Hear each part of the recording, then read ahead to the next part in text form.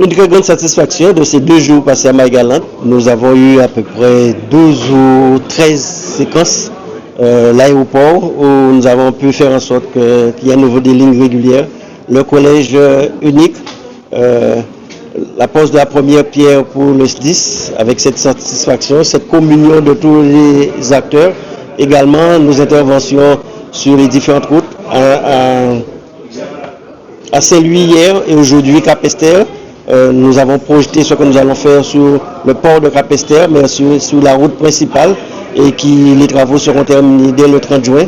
La visite du port de Grandbourg, qui est un projet énorme, gigantesque, je pourrais dire, qui va booster complètement l'activité économique sur l'île. Nous avons présenté ce matin d'autres projets à venir, les pistes cyclables, pour faire en sorte que Marie-Galante puisse disposer de pistes cyclables, plus de 70 km de pistes cyclables, ce qui sera un atout déterminant dans le développement touristique de Marie-Galante.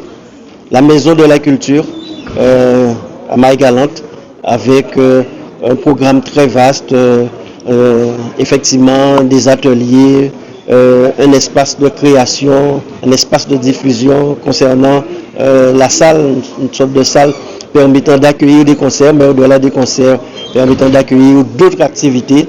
Donc vous voyez 2 jours très riches et qui ont permis à ce que nous puissions vraiment montrer cet engagement. Mais ma très grande satisfaction aussi, c'est l'accueil de la population au niveau de la Coupe Papillon, où les différents collaborateurs du département étaient présents et où la population a répondu. On peut obtenir des informations sur la MDPH, sur l'amélioration de l'habitat, sur les recrutements qui sont en train de se faire au niveau donc, du département, et surtout la satisfaction donc, des maires qui se rendent compte que nous prenons des engagements et nous respectons donc des engagements. Donc c'est une très bonne chose.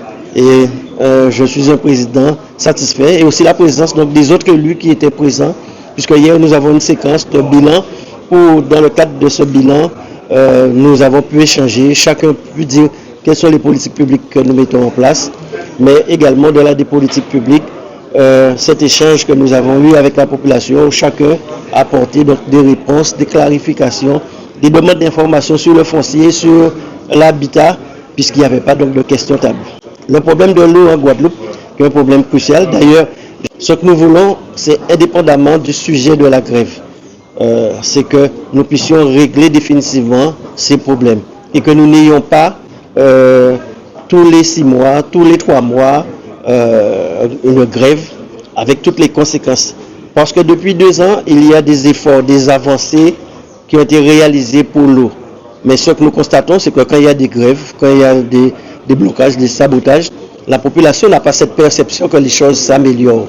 Donc, et c'est d'où notre volonté qui est cette réunion. Ce qu'on voudrait dire aussi, c'est que les investissements, les subventions que le département va faire, le département tient à ce que ces accompagnements soient pour l'investissement, c'est-à-dire pour réparer tuyaux, pour réparer l'usine, pour que de l'eau coulée, mais non pas pour assurer le fonctionnement. Donc nous aurons un discours clair avec l'ensemble des représentants syndicaux pour dire que tous les problèmes, non peut-être à Mitiel, mais tous les problèmes, nous allons lister et nous allons faire en sorte qu'au 30 juin, tout ça réglé.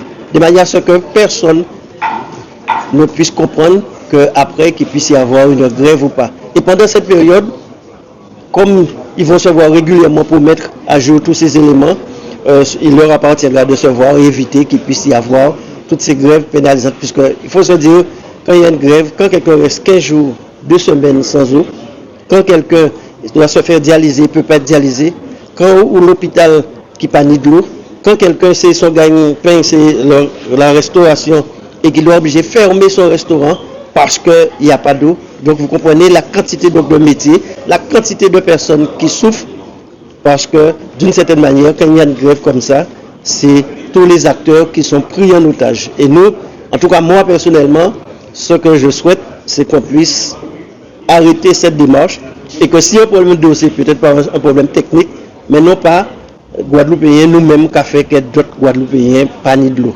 Donc ça, c'est très important. Et c'est ce discours que j'aurai de vérité, de transparence, mais aussi de responsabilité. Parce que Problème de l'eau, pas qui problème à l'Osba, pas problème qui Charlis, problème à Limé, c'est problème à tout le monde.